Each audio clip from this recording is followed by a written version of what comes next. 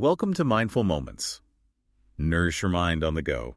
This video uses AI narration to present our original book analysis. Today, we're diving into God of the Woods by Liz Moore. It's 1975 in the Adirondacks.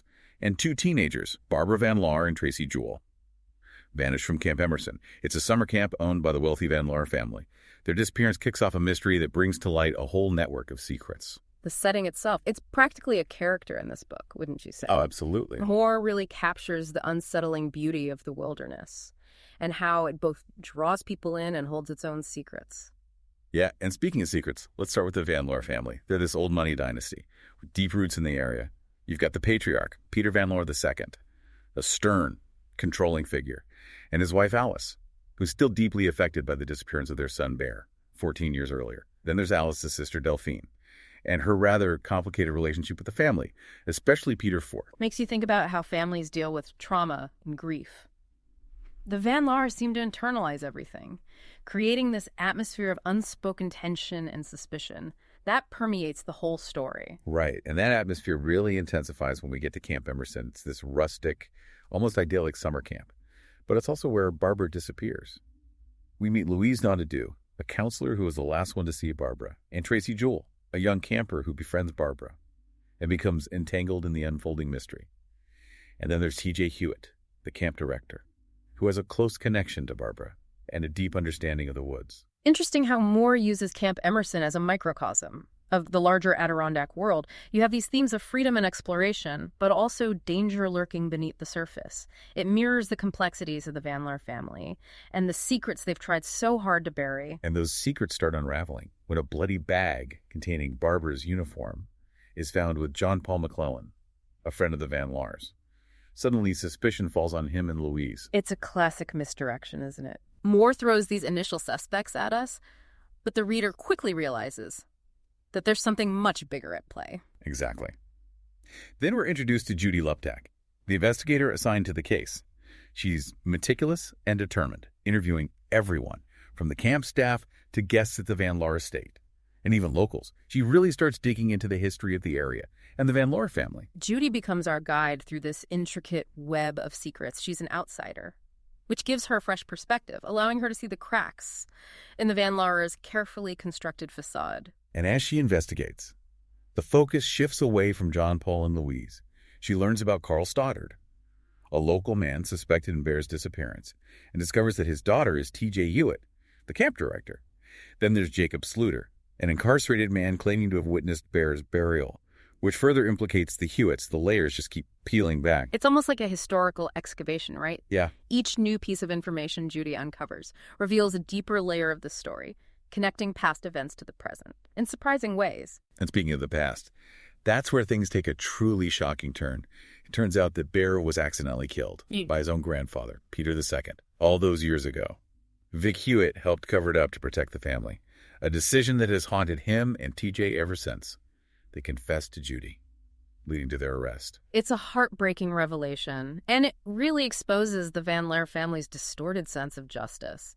They prioritize their reputation and legacy above everything else, even the truth about their son's death. It makes you question the true cost of their power and privilege. Really makes you wonder about the long-term effects of secrets and lies, especially on a family like the Van Laars. No wonder Barbara wanted to escape. Exactly. Remember that mural in her room? Yeah. The one with the imagery that seems to foretell the family's downfall? Right. Suggests that Barbara, perhaps subconsciously, understood the darkness at the heart of her family. And that yearning for escape leads her to TJ, who becomes a sort of confidant and protector.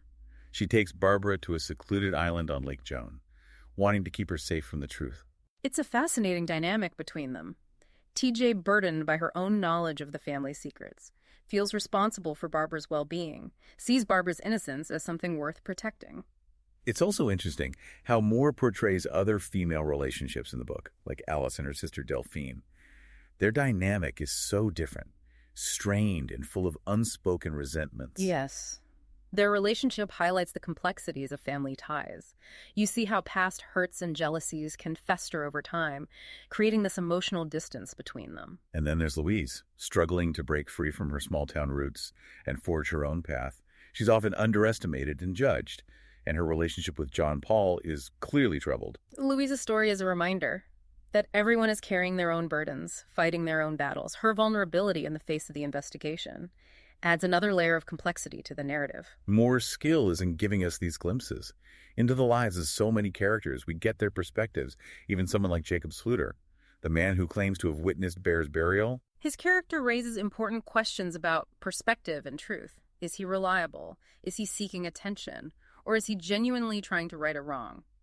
Challenges the reader to consider different viewpoints, even from those on the fringes of society. And the ending is so powerful. Judy, the investigator, realizes that Barbara is safe with TJ and ultimately respects Barbara's choice to stay hidden. It's a bittersweet resolution. Leaves you with a sense of hope, but also with a lingering awareness of the lasting impact of the events. You can't help but wonder how this experience shaped Barbara and Tracy's lives going forward. It's a story that really gets under your skin. Moore doesn't shy away from difficult topics, and she presents these morally complex characters in a way that makes you empathize with them, even when you question their actions. Exactly, like the Hewitts, for example. They are complicit in the cover-up of Bear's death, but their motivations stem from a misguided sense of loyalty and a desire to protect the Van Laar family. Yeah, it's a tricky situation. Were they wrong to help cover up the truth? Absolutely.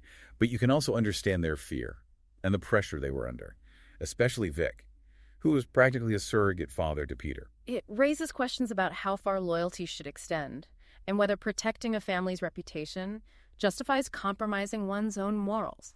And speaking of justice, it's interesting how Moore portrays it in the novel. The truth about Bear's death comes out, but not through the official channels.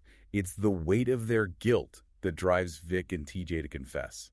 And even then, there's a sense of uneven justice. The Van Laars, who initiated the cover-up, face no real consequences, while the Hewitts bear the brunt of the legal repercussions.